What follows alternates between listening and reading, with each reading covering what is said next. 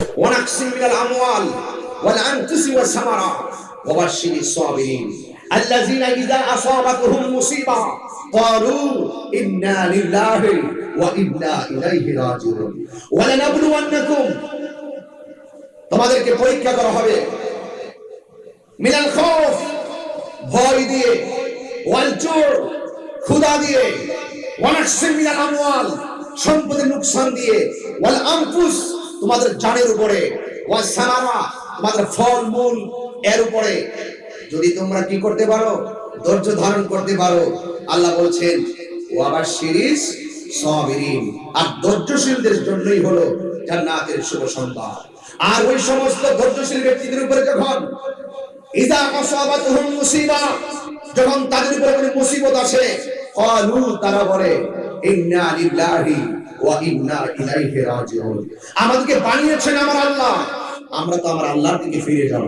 যেহেতু আল্লাহ বানিয়েছেন আল্লাহর দিকে ফিরে যাব তাহলে আমরা কখনো অন্যায় কাজ করতে পারি না, আমরা কখনো অপরাধ করতে পারি না, কারণ আমি তো অস্তিত্বহীন ছিলাম, আমাকে অস্তিত্ব দিয়েছেন যিনি। কাইফা তাকফুরুনা বিল্লাহ ওয়া কুনতুম আমওয়াতান ফাআহইয়াকুম সুম্মা ইউমীতুকুম সুম্মা ইউহয়িকুম সুম্মা ইলাইহি তুরজাউন তোমরা কিভাবে তোমার রবকে অস্বীকার করছো? তুমি তো অস্তিত্বহীন ছিলে, তোমাকে অস্তিত্ব দিয়েছেন আমার মনি। তোমাকে অস্তিত্ব দেওয়ার পরে তুমি এমপি হয়েছো, মন্ত্রী হয়েছো, ওসি হয়েছো, ডিসি হয়েছো, এসপি হয়েছো, বক্তা হয়েছো, বিশ্বের হয়েছো, সব কিছু হয়েছো। তোমাকে জীবন দেওয়ার পরেই তো তুমি টিনের ঘরের মালিক হয়েছো, বিল্ডিং ঘরের মালিক হয়েছো, কেউ কোটি টাকার মালিক হয়েছো, কেউ রাস্তার ফুটপাতে বসবাস করছো। কিন্তু মনে রেখো আমি আল্লাহ তোমাকে জীবন দেওয়ার পরেই কিন্তু তুমি এতগুলো হতে পেরেছো।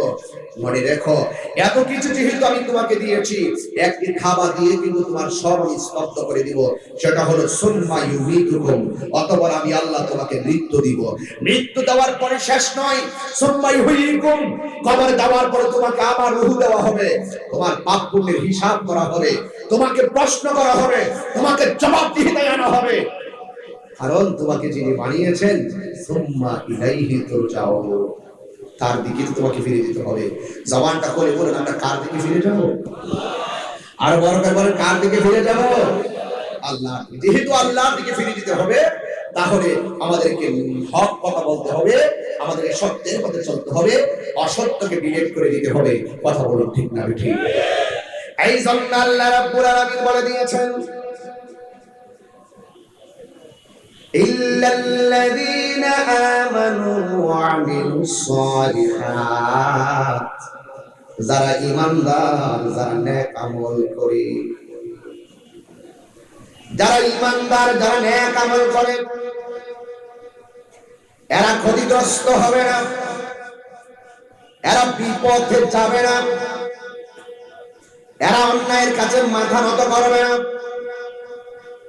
এরা কখনো জেনে শুনে সত্যকে গোপন রাখবে না, এরা কখনো আল্লাহর সঙ্গে নাফরমানি করবে না।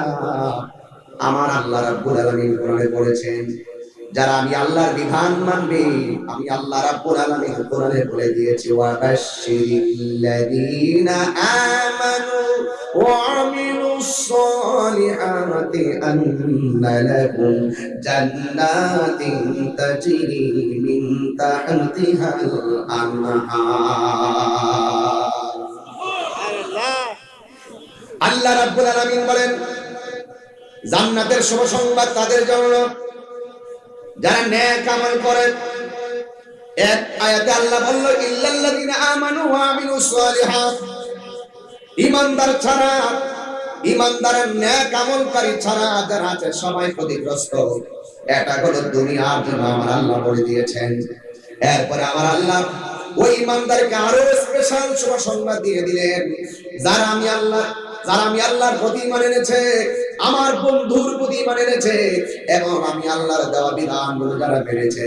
আল্লাহ রাব্বুল আলামিন বলে দিয়েছেন আন্না লাহুম জান্নাতিন তাজরি মিন তাহতিহাল আনহার। আল্লাহ রাব্বুল আলামিন মানে আমি আল্লাহ তাদেরকে জান্নাতের শুভ সংবাদ দিলাম, আমি আল্লাহ তাদেরকে জান্নাতের শুভ সংবাদ দিলাম যারা ঈমানদার এবং যারা নেক আমল করে।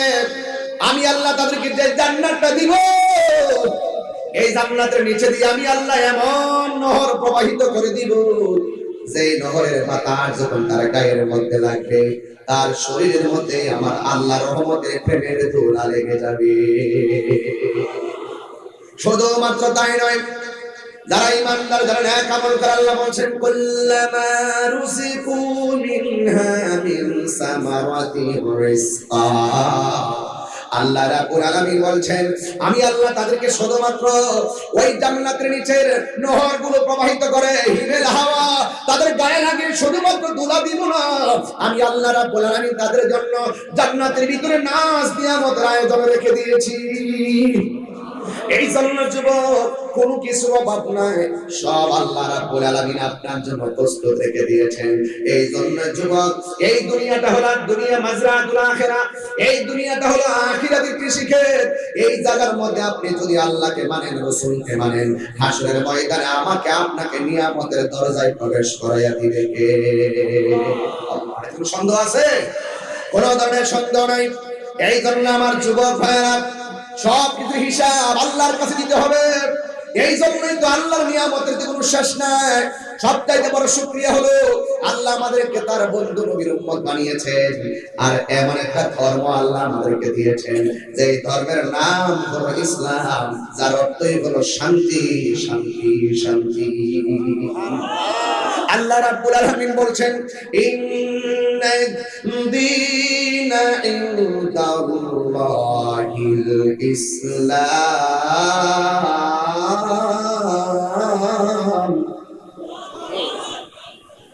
আপনাদের আওয়াজ শুনে তো আমি শঙ্কিত। এই আওয়াজগুলো তো আরো বড় হবে বাবা, চিৎকার মেরে বলুন তো আল্লাহ। আপনাদের জঙ্গিবাদ একটা আতঙ্ক নাম, আল্লাহু আকবার ধ্বনি তো আতঙ্ক নাম হতে পারে না। কথা বলেন ঠিক না ঠিক? জঙ্গিবাদ একটি আতঙ্ক নাম, মানব একটি অভিশাপের নাম, যৌতুক একটি পারিবারিক জীবন ধ্বংসের অবক্ষয়ের নাম। কথা বলেন ঠিক কিনা? তাহলে আপনি আল্লাহু আকবার ডাক দিলেন, আমি এত কষ্ট করে এত দূর থেকে আসলাম, আপনারা খুব জিমে জিমে গিয়েছে মনে হচ্ছে। পৃথিবীর সেরা ডায়লগ, আল্লাহু আকবার, আল্লাহু আকবার।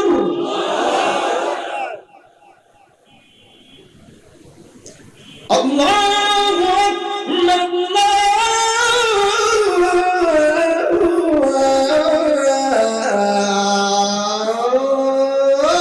আল্লাহু আকবার। এই নাগা আসে লাব্বাইক আল্লাহুম্মা লাব্বাইক, এটা ঠিক আছে, মারহাবা। আর বলেন আল্লাহু আকবার, আর ইয়া রাসূলুল্লাহ। শান্তির ধর্মের নাম ইসলাম, নাকি অশান্তির নাম? শান্তির। এই জন্য যুবক ভাই আমার আল্লাহ বলছেন, ইন্নাদ-দীনা ইনদাল্লাহি ইসলাম, নিশ্চয় আল্লাহর কাছে অ্যাকসেপ্টেবল রিলিজিয়ন, গ্রহণযোগ্য ধর্ম, মনোনীত ধর্মের নাম হলো ইসলাম। ইসলাম শান্তির ধর্ম, ইসলাম মানবতার ধর্ম, ইসলাম মানব কল্যাণের ধর্ম, ইসলাম সাম্যের ধর্ম, ইসলাম একতার ধর্ম, ইসলাম ভ্রাতৃত্বের ধর্ম। ইসলাম জঙ্গিবাদকে অ্যালাউ করে না, ইসলাম সন্ত্রাসীকে অ্যালাউ করে না। চিৎকার করে ঠিক কি না বলে? আবার পূর্ব আলোচক বৃন্দগণ যৌতুকের উপরে বিভাগ আলোচনা করেছেন। এই জন্য আমি লাস্টের স্টেপ নিয়ে ওয়াজ শুরু করলাম। জঙ্গিবাদের কথা বলছিলাম। জঙ্গিবাদ ইসলামে হারাম, ইসলামে সন্ত্রাসীর কোন স্থান, সন্ত্রাসী স্থান। এই জন্য যুবক ভাইরা আমার, আল্লাহ রাব্বুল আলামিন কোরআনের মধ্যে বলেছেন, ইয়া আইয়ুহাল্লাযীনা আমানু দুখুলু ফিস-সিলমি কাফা। আল্লাহ রাব্বুল আলামিন বলেন, হে ঈমানদারগণ, তোমরা ইসলামের মধ্যে প্রবেশ করো, কাফা, পরিপূর্ণভাবে তোমরা প্রবেশ করো। এই জন্যই তো যুবক ভাইরা আমার নবী বলে দিয়েছেন, মান সালিমাল মুসলিমুনা মিন লিসানিহি ওয়া ইয়াদিহি, যার হাত দিয়ে কেউ কষ্ট পায় না, যার জবানের কথার দ্বারা কেউ কষ্ট পায় না, এরাই হলো প্রকৃত মুসলমান। এই জন্য প্রকৃত মুসলমান যারা, তারা হাত দিয়ে কাউকে আঘাত করে না, তারা জবানের কথার দ্বারা কাউকে কষ্ট দিয়ে কথা বলে না, এই জন্য যার হাত এবং জবান থেকে, জবানের দেওয়া কষ্ট আর হাতের দেওয়া কষ্ট থেকে দূরে থাকে, নিরাপদ থাকে, তারাই হলো প্রকৃত মুসলমান। এই জন্য যুবক ভাইরা আমার, এই জন্য ইসলাম হলো শান্তির ধর্ম, ইসলাম হলো মানবতার ধর্ম। এই জন্যই তো যুবক পায়ের মধ্যে হাত দিয়ে বলি, আমার নবীর জীবন যদি তালাশ করেন, 27টা যুদ্ধের মধ্যে আমার নবী সশরীরে যুদ্ধের ময়দানে তিনি নেমেছেন, কিন্তু আমার নবী কাউকে তিনি প্রথম আঘাত করে নাই। আমার নবী যেকে তারা আঘাত করতে এসেছে, আমার নবী শুধুমাত্র প্রতিরোধ করেছেন, কিন্তু আমার নবী কাউকে প্রথম আঘাত করতে যায় নাই। এই জন্য ইসলাম যারা মুসলমান, যারা সত্যিকার দ্বীনের মেসেজকারীদের লালন করে, এরা কখনো কাউকে আঘাত করে না। কিন্তু কেউ যদি কোরআনের বিরুদ্ধে কথা বলে, কেউ যদি ইসলামের বিরুদ্ধে কথা বলে, কেউ যদি নবীর বিরুদ্ধে কথা বলে, তখন ওই উলামায়ে কেরাম, ওই প্রেমিক যারা ইসলামকে নিজে লালন করে, যারা কোরআনকে নিজে লালন করে, যারা মুস্তাফার মহব্বত নিজে লালন করে, আউলিয়া কেরামের মহব্বত নিজে লালন করে, যখনই দেখা যায় কোরআনের বিরুদ্ধে, ইসলামের বিরুদ্ধে যখন কেউ কথা বলে, বক্তব্যের মাধ্যমে কেউ আঘাত দিয়ে কথা বলে, তখনই সত্যিকার রিয়েল মুসলমান যারা, ইমানদার যারা, তারা বক্তব্যের মাধ্যমে হুঙ্কার দিয়ে প্রতিবাদ করে। হাত তুলে বলেন ঠিক কিনা বলে।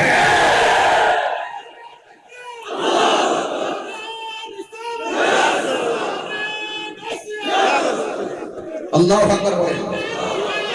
এই জন্য আমার নবীর আদর্শের মধ্যে কখনো আগে আঘাত নাই, কিন্তু কেউ যদি আঘাত করতে আসছে, রাসূল বলছেন নেমে যাও, রাসূল বলছেন নেমে যাও। কিন্তু মনে রাখবেন, রাসূল করিম সাল্লাল্লাহু আলাইহি সাল্লাম সব সময় সাম্যের কথা বলেছেন। সকল ধর্মের, খ্রিস্টান যাবে গির্জায়, বৌদ্ধ যাবে পেগোডায়, মুসলমান যাবে মসজিদে, এটা ইসলামের শিক্ষা।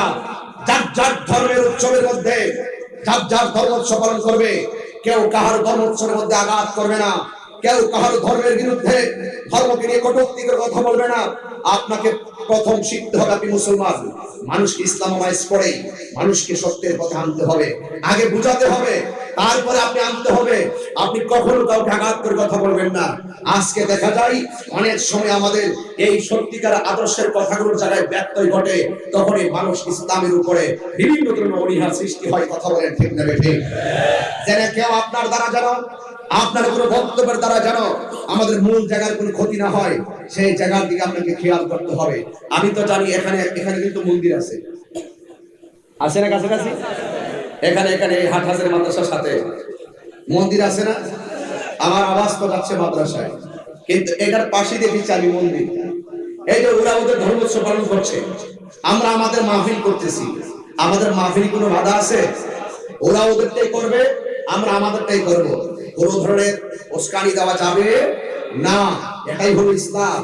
এই আমরা যদি এই বাংলাদেশের সম্প্রীতিকে যদি একত্রিত সামনে নিতে চান, বাংলাদেশের সম্প্রীতিকে যদি আরো অনেক দূরে এগিয়ে নিতে চান, তাহলে আপনি পারস্পরিক ভালোবাসা, আন্তরিকতার মাধ্যমে যদি একসাথে কাজ করি, তবে এই দেশ থেকে মাদক বলেন, যৌতুক বলেন, জঙ্গিবাদ বলেন, সবগুলোকে নির্মূল করা সম্ভব। কথা বলেন ঠিক কিনা?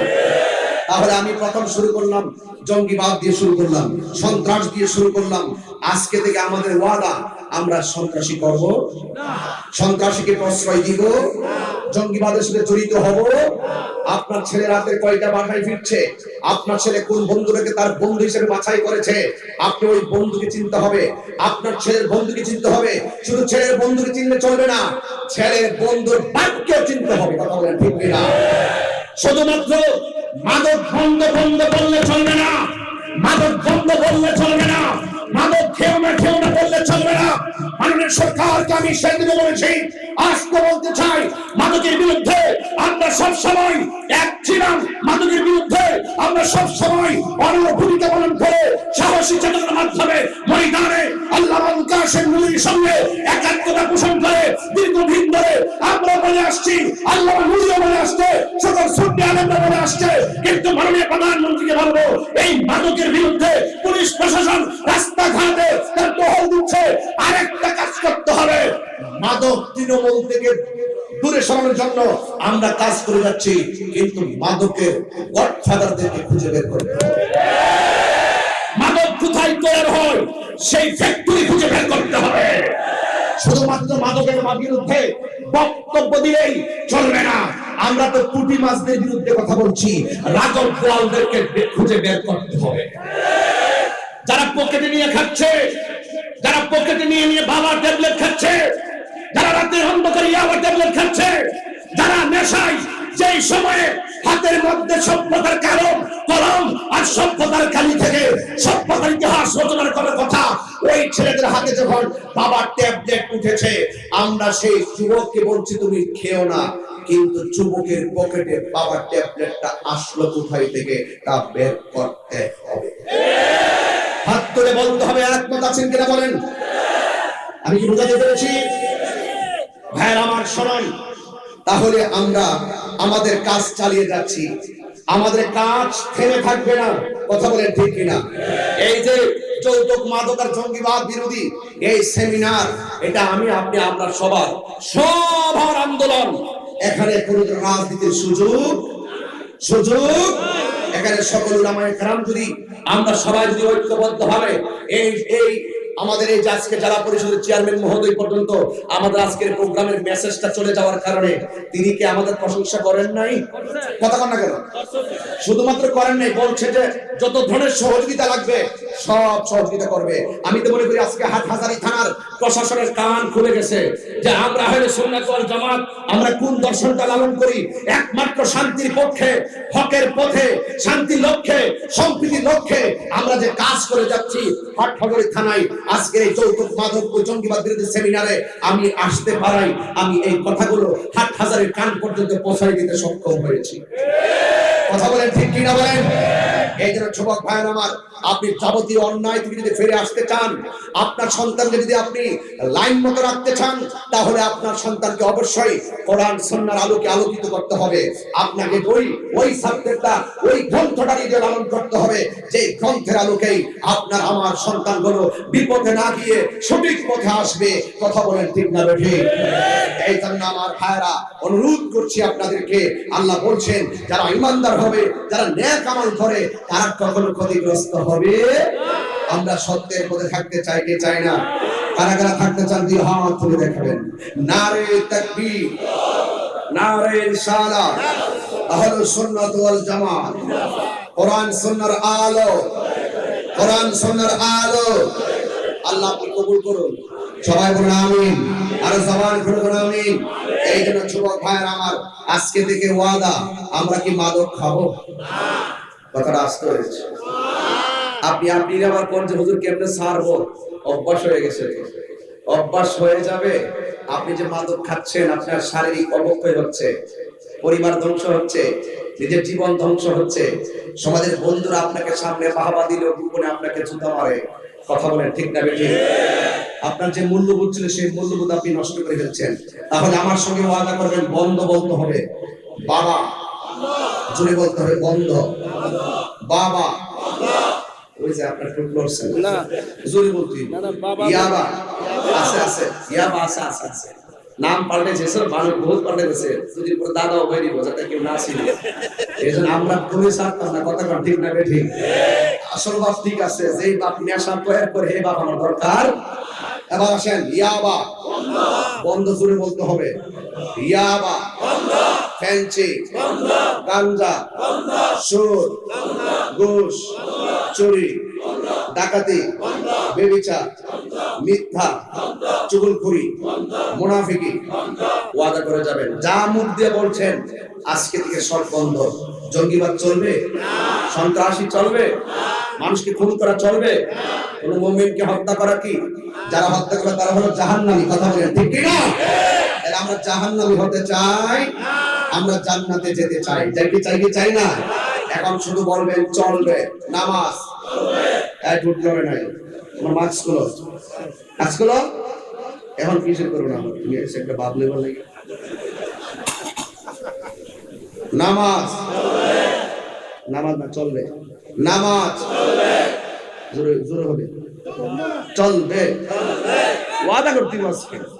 নামাজ, রোজা, হজ, যাকাত, ইবাদত, মুহাব্বত, সোহবত, খেদমত, মিলাদ, কিয়াম, দরুদ, সালাম, মাজার জিয়ারত, যেগুলো বলছেন চলবে, এইগুলো চালাইতে পারলেই ওই যে আপনাকে আল্লাহ রাব্বুল আলামিন যাবতীয় অন্যায় কাজ থেকে দূরে রাখবে। কথা বল ঠিক না বেঠিক? যেগুলো বলছেন দাড়ি দাড়ি রাখতে হবে নি, মাশাআল্লাহ, রাখতেছে। তাহলে কি আপনি যা ওয়াদা করছেন তা কি চলবে? চলবে। আচ্ছা, এখন থেকে আরেকটা জিনিস আবার বলি, খেদমত, মহব্বত, সোহবত, মহব্বত, দাড়ি আর যৌতুক চলবে। কারা কারা বিয়ে করো নাই হাত তোলো। ওই এক মুরব্বী হাত তুলছে। আর আপনি করছেন না? না করছে না, করক না, আরেকটা করার সময় নিবে না আর কি। আরে আরেকটা করে গরু টাকা দিব না। আচ্ছা বুঝছি, মানে ওনার ছেলেকে বিয়ে করার সময় নিত না, আর হুজুর বলতেছে আরেকটা করবো, আরেকটা করলে গরু করবো নি। আগে ঠিক রাইট ক্যালকুলেট করেন, অসুবিধা নাই। ঠিক না রেখে করেন না, ইনসাফ করেন। তবে একটি কথা, তাহলে আমরা যৌতুক নিব না। যৌতুক কি হালাল না হারাম? হারামের মধ্যে কি কখনো আরাম আছে? হারামের মধ্যে আরাম আছে? আমি আসর নামাজের পরে একজনের বক্তব্য শুনছিলাম আজকের প্রোগ্রামের লাইভে। তিনি বলছিলেন যে আমি যৌতুক নিয়ে বিয়ে করি নাই, এই জন্য আমি আমার শ্বশুর বাড়িতে আমার মনটা সবসময় বড় থাকে, আর আমি মাথা উঁচু করে আমার শ্বশুর বাড়িতে চলতে পারি। শ্বশুর বাড়ির মানুষ আমাকে অনেক মূল্যায়ন করে যে না, জামাই যৌতুক নেয় নাই, বরং অনেক ভালো মানুষ। শুরুতেই যদি হারামটা প্রকাশিত পায়, তাহলে আপনি আজীবন অভিশপ্ত হয়ে থাকবেন। আর যদি শুরুতেই যদি আপনি নীতিগত ভাবে যদি আপনি শুরুটা করতে পারেন, আপনি সারা জীবন আপনি সম্মান পেয়ে যাবেন। কথা বলেন ঠিক কিনা? এজন্য যুবকদেরকে বলবো, আমরা যৌতুক নিব। এটাকে হালাল না হারাম? এই জন্য আল্লাহ পাক রব্বুল আলামিন আমাদের সকলকে হারাম থেকে বাঁচার তৌফিক দান করুন, আমিন। মাদক থেকে দূরে থাকার তৌফিক দান করুন, আমিন। আল্লাহ পাক সত্যের পথে আমাদের সকলকে কবুল করুন, আমিন বলেন। ভাইরা আমার, আমি চলে যাবো এক জায়গায়, কালকে আবার আমার 3টা প্রোগ্রাম, যত দৌড়ায় যাইতে পারবো ততই আমাদের সুবিধা হবে। এই জন্য আমি খুব তাড়া করতেছি। দ্বিতীয় মাহফিলে গিয়েও আমি একটু তাড়া করবো, কারণ আগামীকাল আমার দিলে মাহফিল আছে অনেক দূরে। সেই জন্য আমি অনেক মহব্বত নিয়ে আপনাদেরকে দেখে অনেকক্ষণ দেখতে পেরেছি, দেখে আমি অত্যন্ত অভিভূত হয়েছি। আপনারা দেখতে পাচ্ছেন, একটু পিছনে তাকায় দেখেন তো দেখি, মনে একদম পুরো মাঠটা একদম বসতে পারতেছে না, বসার জায়গা থেকে পুরো মাঠটা হয়ে যেত। কিন্তু এতগুলো মানুষ আমরা এসেছি, কারা কারা খুশি একটু হাত তুলেন তো দেখি। এই মাসের একটা স্লোগান দেন, এই দুই হাত সোজা করেন, সোজা করেন। নারে তাকবীর, নারে রিসালাত, নারে গাউসিয়া, আহলে সুন্নাত ওয়াল জামাত জিন্দাবাদ। যত বিরোধী আইনের প্রয়োগ চাই, যত বিরোধী আইনের প্রয়োগ চাই, আল্লামা নূরী এগিয়ে চলুন, আমরা আছি আপনার সাথে। বিচ্ছেদুল্লাহ আপনার সাথে, আল্লামা তাহেরি এগিয়ে চলুন, আমরা আছি আপনার সাথে। রজবিয়া নুরিয়া কমিটি বাংলাদেশ জিন্দাবাদ। আল্লাহু আকবার জোরে বলেন। তাহলে আমরা আল্লাহর বিধান মানতে চাই কি চাই না? যতটা কথা বলেছি এটা কি সামাজিকতার বাইরে বলছি? এগুলো সমাজ আসেও না। এগুলো প্রতিটা মাহফিলে অন্তত 15 মিনিট করে যৌতুক এবং মাদক এবং জঙ্গিবাদের বিরুদ্ধে কথা বলা সবার জন্য সময়ের দাবি। কথা বলেন ঠিক কি না বলেন? আমাদের আল্লামা নূরী হুজুর একটা কথা বলছিলেন, আসলে যৌতুক আমরা তো আলোচনা করতেছি যৌতুকের বিরুদ্ধে। আমার মনে হয় সরকার যদি আইন পাস করে দেয়, আমাদের জন্য বহুত এহসান হবে। কারণ আমরা তো বলতেছি, আমাদের যদি একটা এর পাশাপাশি যদি রাষ্ট্রীয় একটা আইন থাকে, রাষ্ট্রীয় যদি একটা আইন থাকে, শুধুমাত্র রাষ্ট্রীয় আইন হলে চলবে না, আইনের প্রয়োগ লাগবে। আমি আসতেছি, আমি আনতেছি, আমি এবিসি থেকে শুরু করছি আর কি, এক্স ওয়াই জেড যাইতাছি। তো আইনের প্রয়োগও লাগবে। আমরা আইনের বাস্তবতা চাই। কথা বলেন ঠিক কি না? আইনের কি চাই? বাস্তবতা চাই।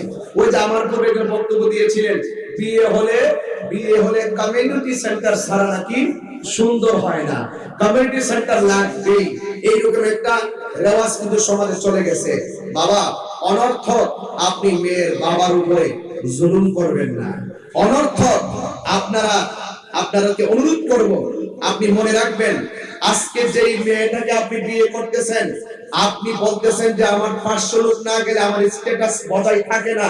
মনে রাখবেন, যাকে আপনি বিয়ে করছেন, বিয়ের দিন 500 লোককে খাওয়ানোর পর 500 লোক চলে গিয়েছে, পরের সাথে সাথে কিন্তু বিয়ে কবুল হওয়ার পরে কিন্তু মেয়েটা আপনার স্ত্রী, সে যাকে বিয়ে করছে সে আপনার স্ত্রী, আর আপনার স্ত্রীর মা বাবা কিন্তু আপনার শ্বশুর শাশুড়ি। অনেক টাকা নষ্ট হলে আপনার শ্বশুর শাশুড়ি আপনার বাবা মায়ের জায়গায়, আপনার বাবা মায়েরই অনেক আর্থিক ক্ষতি হলো। এবং যে মেয়েটাকে বিয়ে দিয়েছে, মেয়ের বাপ তো একদিন আপনিও তো হবেন, আপনি দেখবেন তখন কেমন লাগে যে আমাকে সুকেস না দিলে, সেগুন কাঠের খাট না দিলে, আমাকে ফ্রিজ না দিলে, 2.5 লাখ টাকার আইফোন না দিলে এবং একটা ফ্ল্যাট না দিলে আমি বিয়ে করব না। মনে রেখো, মান হাফারা হুফিরা, মনে রেখো, তুমি যে প্রক্রিয়া গ্রহণ করেছো, একদিন তোমার মেয়েকে বিয়ে দেওয়ার সময় যখন ওই ছেলের পক্ষ থেকে দাবিগুলো জোরে মারবে, তখন তুমি বুঝবে তোমার বিয়ের সময় যে কষ্ট আর বিড়ম্বনা দিয়েছিল তা কত কষ্টের ছিল। কথা বলেন ঠিক কিনা বলেন? এই জন্য যুবক ভাইয়ের আমার অনুরোধ করব, এখন থেকে তুমি সাবধান হয়ে যাও। আমি বিয়ে করব, আল্লাহ ওয়াদা করলাম আমরা যৌতুক নেব না, আমরা যৌতুক নিব না, এটা হারাম, এটা হারাম। আরে মেয়েটার বিয়ে হওয়ার আগ পর্যন্ত মেয়ের বাবা থাকে মেয়ের ভরণ পোষণের কর্তা, আর মেয়েটার বিয়ে হওয়ার পর মৃত্যুর আগ পর্যন্ত দাম্পত্য জীবন, এই দাম্পত্য জীবনে তার দেখাশোনা করার দায়িত্ব হলো স্বামীর। কথা বলেন ঠিক কিনা বলেন? তাহলে আপনারা কেন এই যৌতুক নিবেন? এবং যৌতুককে কেন্দ্র করে আমি বহুত মেয়ের জীবন চলতে দেখেছি।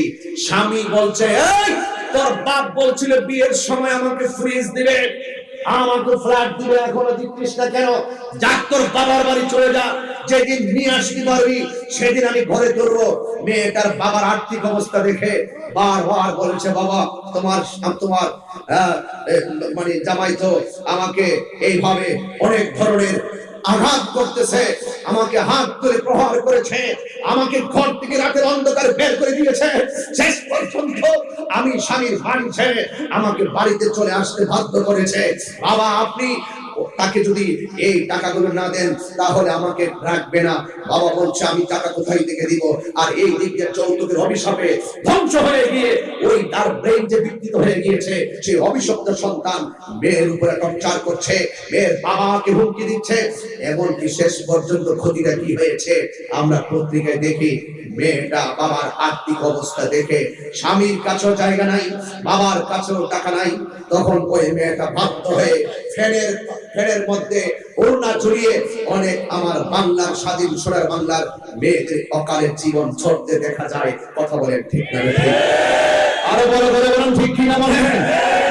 এই জন্য যুবক ভাইয়ের আমার, আমি শুরুতেই বলেছি হারামের মধ্যে কোনো আরাম নাই। তোমার জীবনের শুরুতে হয়ে হারাম দিয়া মনে রাখবে শয়তান তোমাকে সময়ে সময়ে জায়গায় জায়গায় পদস্মরণ করবে। এই জন্য আমরা যৌতুক নেব না, যৌতুক দেব না, ঠিক কিনা বলেন? এই জন্য যুবক ভাইয়ের আমার, আপনাদের ওয়াদা দেখে আমি অত্যন্ত প্লিজড হয়েছি, অত্যন্ত মুগ্ধ হয়েছি।